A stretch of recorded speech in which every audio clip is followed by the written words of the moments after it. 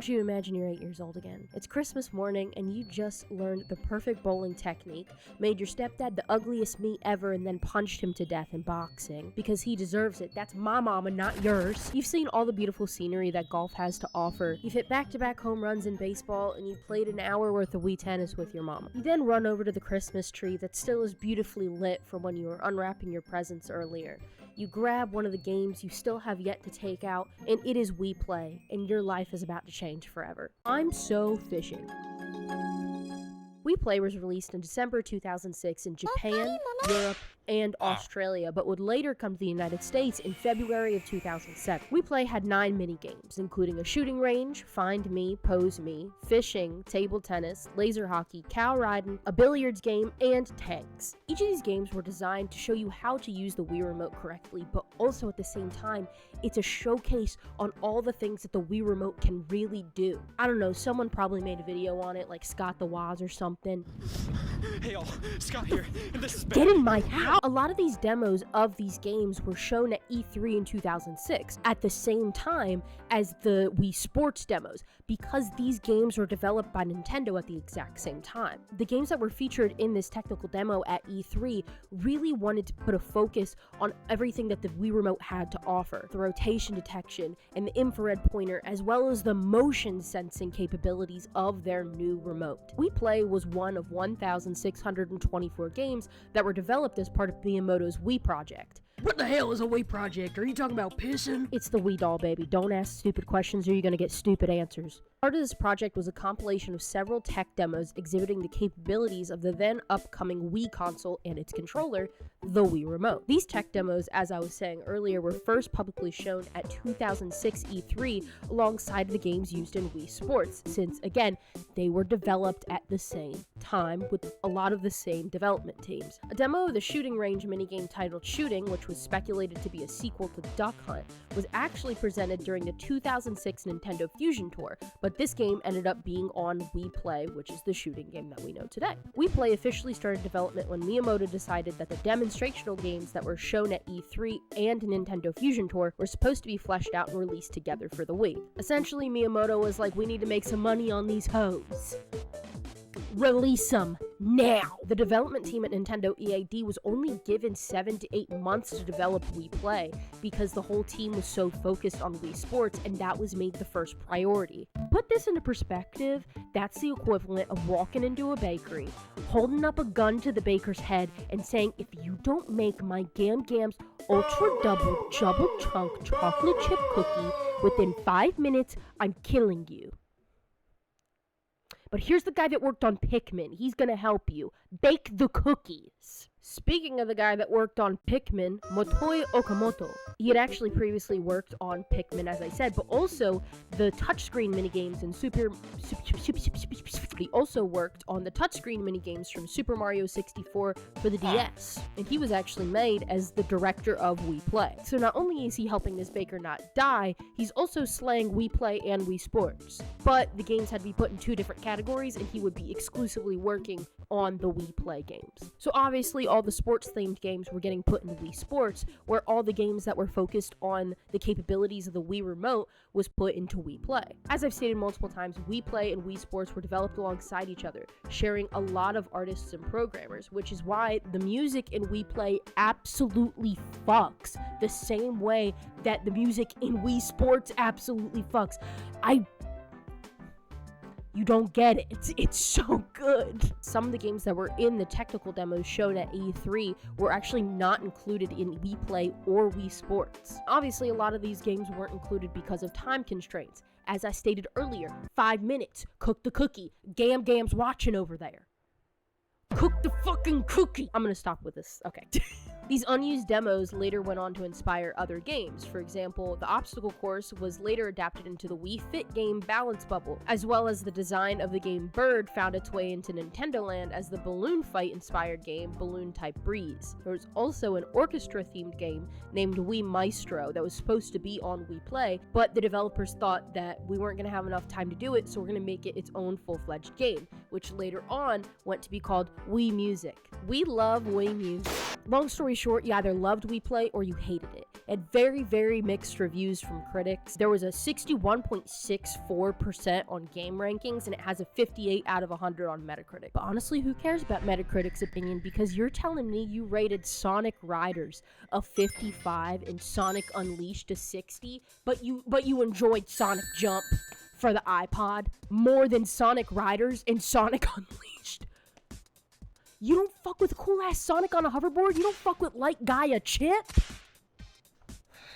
You need to be put down. Fuck you, says the fuck you guy who's Metacritic now. Australia was way more positive about the game, giving it an 8.3 out of 10, saying it was effectively being sold at only 10 Australian dollars on top of the cost of the Wii Remote, and that as a training game, it succeeds completely. All in all, for once, the Australians are right. That's exactly what WiiPlay is trying to achieve. It's just a simple series of games that shows off the capabilities of the remote that you're using, because you've never used a remote like it before. If you want to play something with substance, play Super Paper Mario or Cooking Mama. I don't know. Leave WiiPlay to the real gamers like me. WiiPlay. Hannah Montana Spotlight World Tour. Resident Evil 4 with the Wii Blaster. You just don't get it. So are you gonna tell us about the game, or are you just gonna sit here yapping? You need to be killed with a gun, preferably. Jesus Christ. Is that fucking Peter Griffin? It's Peter Griffin!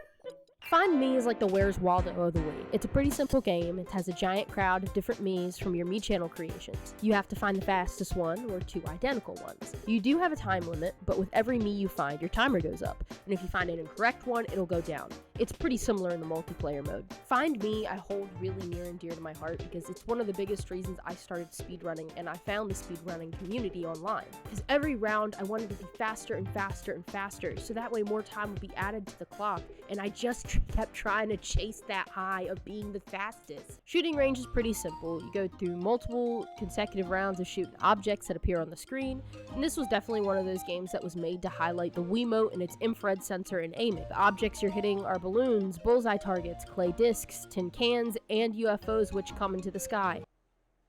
That's my name. And they also attempt to abduct tiny copies of your Mii. You can also get extra points by shooting objects in a row without missing. Also, ducks occasionally fly across the screen, which can be shot for more points. In Pose Me, you get your little Wii pointer and you move your Mii around. You have to turn it around just to try and fit your Mii in the way that it's put in the bubble. I don't know how else to describe it. You also have to get the bubble before it falls down the screen, and there's also like different over poses 1,200,000,000 trillion that your Mii can do, so you have to like fit them in the bubble. It's ping pong. Your Mii is riding on a wild steer. You have your Wii remote sideways, and you have to take it by the reins or like the horns. I don't know. Your Mii's like raw dog in the back of the steer. You're sitting on it. Your ball's crushed. Your cooter hurts. So you can like increase the speed by like leaning forward, you can decrease the speed by leaning backwards, you gotta jump over fences, you gotta go through hay bales. And the whole time I feel really bad when I'm like you have to like hit the scarecrows for points, because like, this poor baby, you already jumped on some random steer's back, hands on its fucking horns, you're moving her around, and then you're busting its head into fucking scarecrows. I feel mean. You actually get to use a nunchuck for this game. So you control a little tank and you gotta kill the enemy tanks. And like your bullets can like ricochet off walls.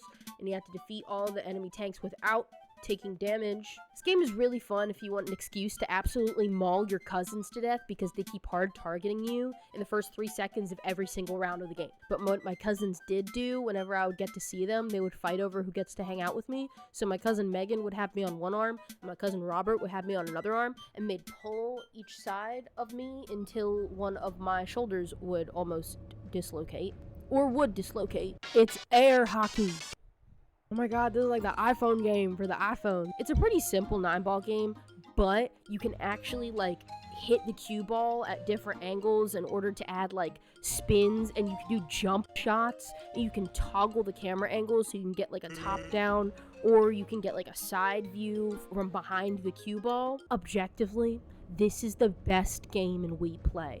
You're sitting in a fucking pond, reeling them in. That's the game, baby. You're just using your Wii remote like a little fishing pole. You put your little hook in the water and you have to wait for the fish to come, and then when you feel a little vibrate like that hose coming, you pull her up.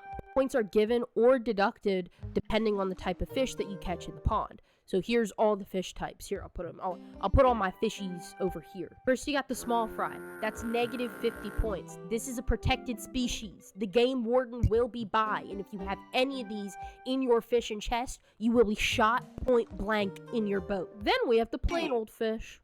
50 points, or 60 sometimes. Then we got the nibbler, and that's 90 to 120 points. Then we got the touchy fish. That's 150 to 200 points. Then we have the king of the pond, 320 to 350 points. The mystery fish, and that's 230 to 250 points. Boom shakalaka! Despite its mixed reception, WiiPlay was an insane success. Within its first 2 days of release as a launch title in Japan, the game sold 171,888 copies, making it the second best-selling title for the system, behind Wii Sports.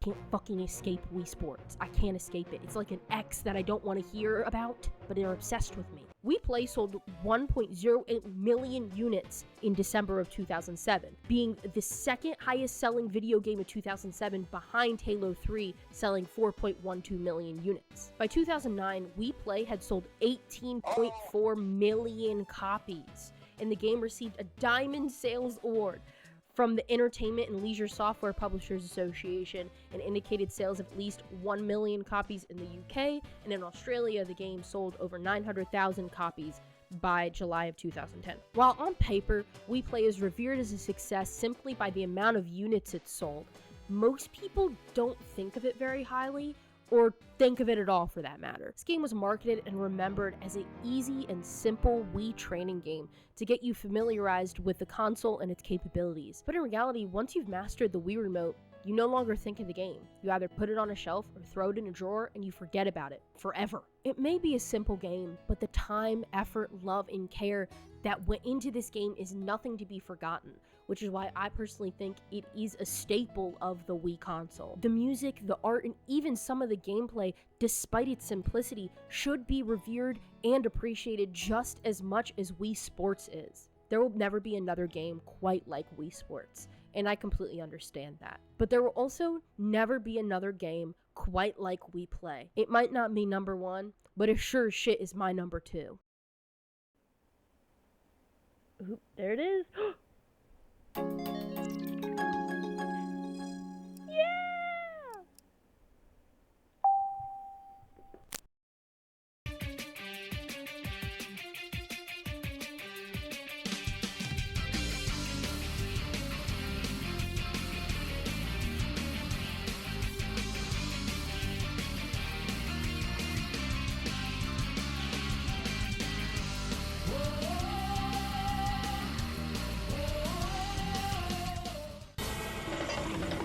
What are those?